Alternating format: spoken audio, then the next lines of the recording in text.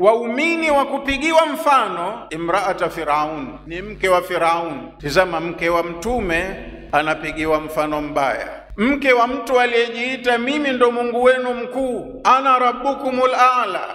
Mke wa mtu aliyesema ya ayuhal malau, ndugu waheshimiwa, ma alimtu lakum min ilahin ghairi, mie sielewi nyinyi kama kuna Mungu mwingine juu yenu zaidi yangu. Ina maana kibri chake kilikuwa kikubwa. Akisema ya ayuhal malau, anaongea na watendaji wakubwa kwenye serikali yake, ndugu waheshimiwa. Yani waheshimiwa kwake pia ni waja wake, na yeye ndo Mungu amwabudie. Chini ya mtu kama huyu katoka muumini wa kupigiwa mfano. Imraata Firaun, mke wa Firaun, ni mwanamke, lakini angalia jukumu lake, performance yake, mpaka akapata sifa hiyo, mazingira aliyoishi, mtu aliyekuwa naye, mpaka Allah akamsifia. Nini alifanya?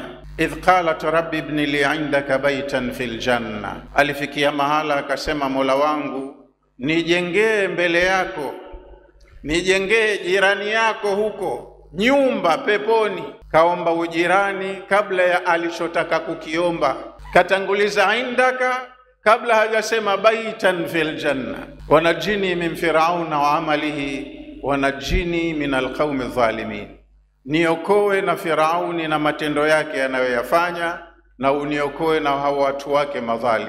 Kwa hiyo mtu aliye chini ya mtu mbaya kapigiwa mfano wa imani, alikuwa yuko fahamu kwenye alichokiamini. Waliokuwa wako chini ya watu wema wakapigiwa mfano mbaya, kwa sababu walikuwa hawaendani na waume zao, walikuwa ni vikwazo vya juhudi za waume zao.